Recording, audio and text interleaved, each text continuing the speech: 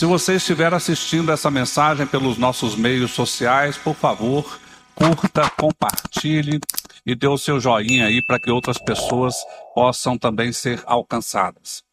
Nós estamos agora, irmãos, vivendo um dos momentos, a meu ver, mais tocantes, pelo menos um daqueles que mais me emocionam. Porque, na verdade, nós estamos aí muito próximo daquela que é a festa da tradição oral, que mais me chama a atenção, a festa dos milagres, a festa de Hanukkah. Estamos, na verdade, muito próximo mesmo, há alguns poucos instantes, na verdade. Eu gostaria que você abrisse a sua Bíblia em Lucas, capítulo 5, dos versos 12 até o verso 16. Lucas, o Evangelho de Lucas, capítulo 5, dos versos 12 até o verso 16. Neste ponto, nós vamos tratar sobre um milagre. Milagre é uma ocorrência que vai acontecer na vida daquele que tem coragem de buscar o sobrenatural do eterno. Neste momento aqui, aconteceu, neste relato bíblico, um desses momentos. Diz assim o texto, acompanhem comigo. Aconteceu que, estando ele, Yeshua, numa das cidades, veio à sua presença um homem coberto de lepra. Ao vê-lo, prostrando-se com o rosto em terra, suplicou-lhe: Senhor, se quiseres, podes purificar-me. E ele, estendendo a mão, tocou-lhe, dizendo: Quero, fica limpo. E no mesmo instante lhe desapareceu a lepra. Ordenou-lhe Yeshua que a ninguém o dissesse, mas vai, disse, mostra-te ao sacerdote e oferece pela tua purificação sacrifício que Moisés determinou para servir de testemunho ao povo. Porém, o que se dizia a seu respeito cada vez mais se divulgava e grandes multidões afluíam para o ouvirem e serem curadas de suas enfermidades. Ele, porém, se retirava para lugares solitários e orava. Nós vimos aqui o relato de um milagre. Eu não sei se você já viveu um milagre. Eu vivi vários. Não só vivi, como vi vários. Mas o curioso é que na maior parte das vezes desses milagres, o tempo antecedente ao milagre, eu duvidava deles. Porque a gente vai levando a vida de uma forma um tanto quanto racionalista, de uma forma que você vai olhando para a realidade, e nesta realidade que você vai olhando, você só vê o quê? Argumentos racionais, coisas racionais. Aquele remédio talvez não funcione tão bem. Esta doença sua não tem cura. Tal realidade econômica que você vive não tem jeito. Não é assim que a gente raciocina, quando a gente faz conta, a gente olha a lógica. E é ilógico para nós viver tudo isso. Mas quando nós olhamos para o eterno, o que ele nos apresenta é um mundo sobrenatural. Meus irmãos, o mundo sobrenatural está além do natural. Está além daquilo que é racional. Está além daquilo que você pode fazer contas. É ilógico. Ilógico do ilógico do ilógico. E esse lógico é vivido de uma forma também, muitas vezes, quando você se afasta desta racionalidade e se propõe a encontrar o Senhor, a clamar ao Senhor. E na maioria das vezes, você vive isso porque você é exposto a uma condição radical. Agora é tudo ou nada. Mas isso mais ou menos aconteceu nessa circunstância com a paraxá dessa semana, a paraxá Miketz. Nessa paraxá você vai encontrar ali no livro de Bereshit, Gênesis, capítulo 41, até o capítulo 44, verso 17. Nesta porção você vai ver José, Iosef. Iosef estava preso já há 12 anos. Iosef não só estava preso nesta circunstância dramática, mas ele estava preso há 2 anos especificamente, quando ele havia feito uma bondade a uma pessoa dizendo: olha, você vai sair daqui, você vai sobreviver. E quando você sair daqui, fala lá para Faraó que eu sou uma pessoa honesta, que eu sou uma pessoa justa. Por favor, peça-o para me libertar. E os dias foram se passando. Muitas vezes essa lógica racional é uma lógica de prisão. Muitas vezes nós estamos presos em diversas coisas. Prisões financeiras, prisões emocionais, prisões profissionais. Seja lá o que for que você está vivendo, que está te limitando, é uma forma de prisão. E muitas vezes o que nós precisamos é contemplar o poder do Senhor fazendo um milagre na sua vida. Está precisando de um milagre? Está na hora de você levantar sua mão. Está na hora de você experimentar o sobrenatural. Está na hora de muitas vezes você se colocar de uma forma que as pessoas vão te chamar de doido. Como é que você pode esperar um negócio desse? Você está esperando um milagre? Que história é essa? Muitas vezes nós não temos nem coragem de falar que na escuridão da noite ou que na escuridão da madrugada nós estamos nos ajoelhando e dizendo: Senhor, ouve o meu clamor, como aquele leproso que estava ali. Aquele leproso que eu passei aqui no comecinho citando, ele estava ali e de repente contempla o nosso Senhor Yeshua. Aquele que é o Filho do Deus vivo. Aquele que estava caminhando e muito se dizia dele. Ele poderia estar como muitas pessoas talvez estivessem dizendo: ah, isso é bobagem. Misticismo. Você não acredita não, esse negócio não existe não. Mas ele contemplou.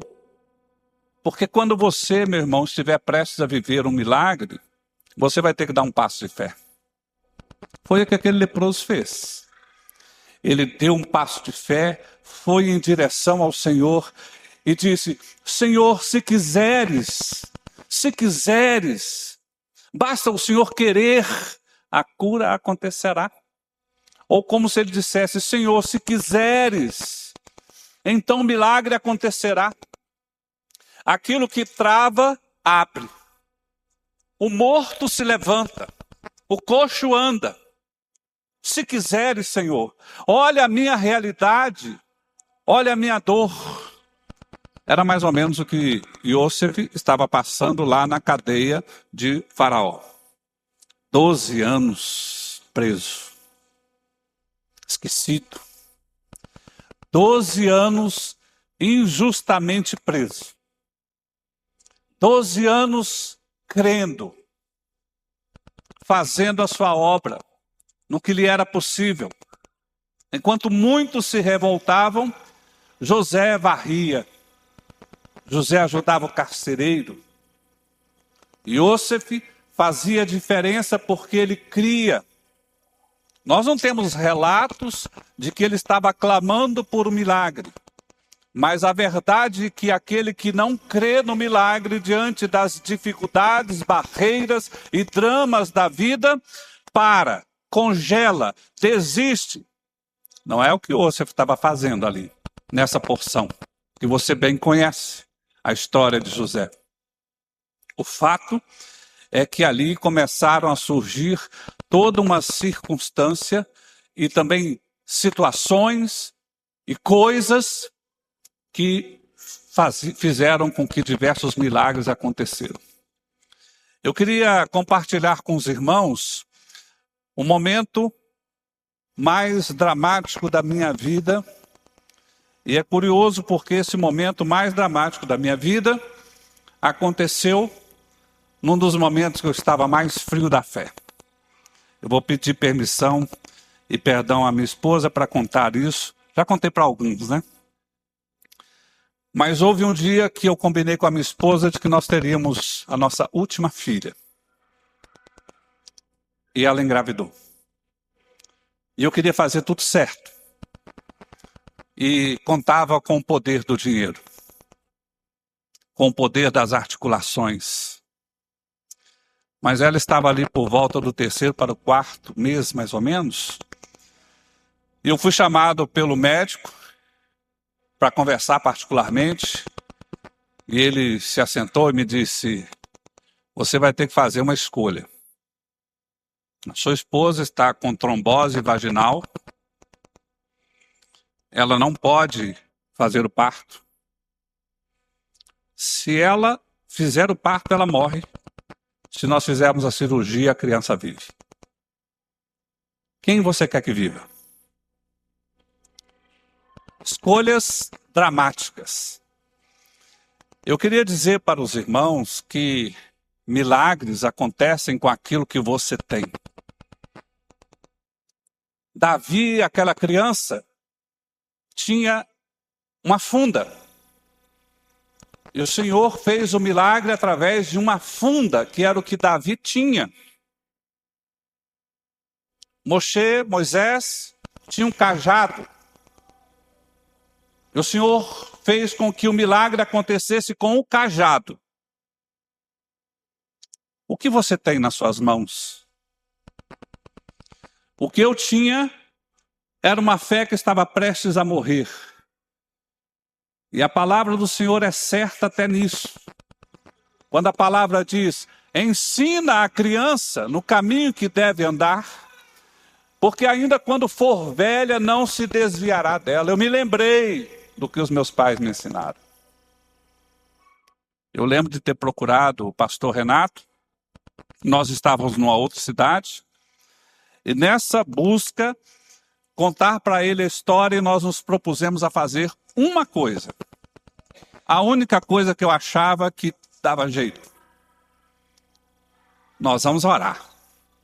Alguns irmãos se propuseram a fazer vigília. E eu não podia contar para ela. Porque ela podia se assustar, talvez ter um problema. E várias noites, algumas madrugadas, eu saía bem cedo para ir trabalhar. E antes eu ia para orar. Não podia falar. E os meses se passavam e os médicos diziam: quem você vai escolher? E eu orava, e naquelas noites e naquelas madrugadas, a minha oração foi basicamente uma: Senhor, me livra deste mal. Senhor, não quero perder minha esposa, a minha costela, aquela que o Senhor me deu. Senhor, o Senhor me prometeu essa filha, não me faça perder isso. Senhor, se quiseres, tu poderás fazer o milagre. E eu creio e eu clamo. E os meses foram se passando. E os médicos foram me dando notícias piores. E um belo dia, chegou o dia de fazer a cirurgia. Era um sábado, irmãos. Foi marcado para um sábado às 8 horas da manhã. Quando estava chegando perto das 8 horas da manhã, o Eterno providenciou que ocorresse um acidente de ônibus. Esse acidente de ônibus tinha, assim, dezenas de pessoas, um sem braço, outro sem pé, aquele negócio. Aí o médico ligou e disse assim: ó, não vai dar para fazer a cirurgia às 8 da manhã, não. Assim que a gente terminar de salvar essas pessoas, aí então nós vamos fazer a cirurgia. Você quer escolher quem mesmo? E eu dizia para ele: ninguém, o Senhor vai fazer um milagre. Eu clamei, continuo clamando, ninguém, o Senhor vai fazer o seu milagre. Meus irmãos, essa era a situação que José estava mais ou menos passando lá na prisão, na porção Miquetes. Miquetes quer dizer ao final de. ou se nós pudermos fazer uma tradução mais literal, ao final de 2 anos, ou ao final do tempo, quando o tempo certo chega. Havia um tempo que estava chegando, 2 anos, que José havia dito àquele copeiro. 2 anos. E naquele momento, o Senhor providenciou para que Faraó sonhasse. Faraó sonhou. Ele sonhou que haviam vacas gordas e que vacas magras vieram e comeram essas vacas gordas. E assim o sonho se repetia com outras coisas. Faraó estava extremamente preocupado em entender o que era aquilo. Que drama era aquilo? Quando nós estamos vivendo dramas, nós temos essas questões conosco. Quando nós estamos vivendo circunstâncias aparentemente insuperáveis, nós começamos a ter uma espécie de ansiedade. Nós começamos a olhar para as coisas, sonhar com elas, imaginar coisas. Eu creio que aquele sonho foi do Senhor, mas nós, em nossas ansiedades, passamos por essas circunstâncias. Faraó sonhou. E ele então buscou os intérpretes, os sábios, mas ninguém sabia dizer o que aquilo significava. Foi nesse momento que o copeiro se lembrou. Foi nesse momento que o copeiro se lembrou do que havia acontecido lá na prisão, onde havia um homem sendo tratado. José estava sendo tratado. Se José, talvez na sua juventude, tivesse sido ascendido a todo o poder que ele viria a ter, talvez ele fosse um soberbo, um vaidoso e um orgulhoso. Mas José estava na prisão, estava na limitação, estava sendo humilhado, envergonhado, injustiçado. Essa era a circunstância de José. E ele foi lembrado. Eu queria dizer para você, meu irmão, que o primeiro milagre que o Senhor faz na sua vida é o milagre da confluência dos tempos. Quando José estava maduro, quando José estava pronto, quando José estava humilde, quando José estava clamando, chorando, dizendo: Senhor, faz em mim o teu plano na minha vida. Neste momento ele foi lembrado. Faraó sonhou, confluência dos tempos. Porque quando o Senhor vai fazer um milagre na nossa vida, há confluência de fatos. O faraó vai sonhar com você. Um novo remédio vai ser inventado. Uma circunstância específica vai surgir com você. Houve um acidente de trânsito para que a cirurgia da minha esposa não acontecesse. O Senhor, para fazer o milagre que você clama, é capaz de parar o tempo, fazer o dia não passar. O Senhor, para fazer o milagre na sua vida, é capaz de fazer as coisas naturais serem antinaturais. Por causa de você. Foi o que aconteceu. José foi chamado. E naquele momento, houve uma circunstância porque mais ninguém sabia dizer. Só aquele homem de Deus que estava sintonizado com o que o céu queria dizer. Naquele momento, naquela circunstância. E aí surge a segunda grande característica do milagre que nós aprendemos nessa porção. É a sabedoria da humildade. Porque o Senhor revelou a José o que ele deveria dizer. Mas ele começou dizendo assim: o Senhor revelará a você. O Senhor sabe. E o Senhor vai te contar o que isso significa. Mas não é você não, José? Talvez o rei pudesse falar. Não é você que sabe, não é você que sabe interpretar. Não, é o Senhor que fala por meio de mim. Não sou eu que estou fazendo. E esse talvez seja um outro ponto. Porque neste momento que você entender que o Senhor odeia os soberbos, odeia os orgulhosos, odeia a vaidade, para você poder viver esses milagres, tem que haver quebrantamento, tem que haver coração, sabe, mole. Este é o momento que se vive esse milagre. Nessa circunstância, que ele disse isso para Faraó, é como se Faraó dissesse, então me fala aí com a tua humildade, mas existe um outro fato que você precisa saber. O povo judeu era tido como a pior raça que existia no Egito naquele momento. Faraó falar com o judeu, ainda mais um judeu que estivesse ali orgulhoso. Se você começar a andar nos caminhos do Senhor, você vai ver como é verdadeiro aquilo que a palavra do Senhor diz, que Satanás está ao teu derredor, como um leão que ruge, pronto a te devorar. O mundo vai te odiar. Muitos vão zombar de você. E é neste momento que você demonstra a sabedoria que vem do céu com humildade. E então, José falou. Aqui existe uma outra circunstância do milagre. Parece que a dor nunca tem fim. Parece que as coisas são impossíveis. Mas quando o Senhor age, na maioria das vezes as coisas se transformam da noite para o dia. Logo depois que Iosef falou, Faraó tirou do seu dedo o sinete ou o anel, dizendo, a partir de agora, depois de mim é este homem. Imediatamente. Aquele homem que estava na prisão agora foi colocado nele roupas nobres. E não é só isso que Faraó fez. Faraó arrumou uma esposa para Iosef. E que esposa é essa? A tradição oral diz que aquela mulher que Faraó arrumou era filha de Faraó, uma princesa.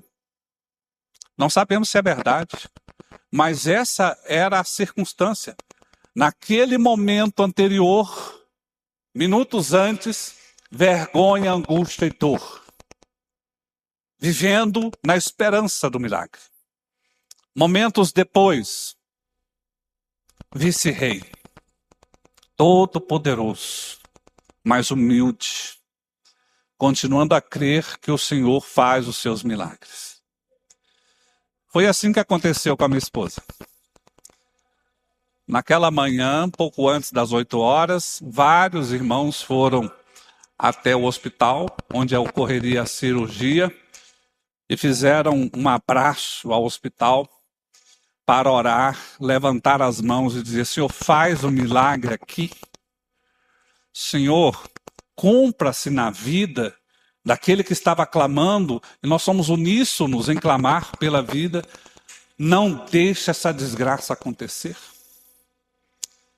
Mas esperávamos, ou eles esperavam que eu chegasse com a Eliane, mas a Eliane não chegou, porque houve um acidente. Quando deu mais ou menos aí 2 horas da tarde, a Eliane começou a passar mal para o parto. E nós tivemos que correr para o hospital. E chegando lá no hospital, ela teve que ser dada entrada, os médicos, tinha uma junta médica contratada, eles estavam lá ainda cuidando daquelas pessoas daquele acidente. E ela foi dada entrada e aconteceram 2 coisas. A trombose sumiu. E Eliane entrou em trabalho de parto e ela começou a gritar. A enfermeira começou a gritar. E um dos médicos veio correndo e, momentos finais, a criança já estava nascendo. Daí a pouco, eu só ouvi dizer, sua criança nasceu, sua esposa está cuidando dela. E eu perguntei, alguém morreu? Não, de jeito nenhum. Eu disse para mim, Senhor, por que o Senhor me deixou com uma convivência de não crer no mundo sobrenatural? Por que eu não vivo uma vida de caminhada de fé? Por que eu desacredito nas coisas? Ou tento viver as coisas com a racionalidade? Por que o mundo me convence de que o Senhor deixou de ser Deus? Por que as pessoas continuam tentando me convencer de que o Senhor não faz mais milagres? Porque Ele faz. Se você se dispor a fazer isso. Nós estamos à porta de uma festa que celebra isso. É da tradição, nessa festa, fazer uma coisa simples. Faça os seus pedidos de milagre. A palavra do Senhor nos diz que aquele que clamar, crendo, receberá. E eu tenho certeza que você tem um pedido de um milagre para fazer.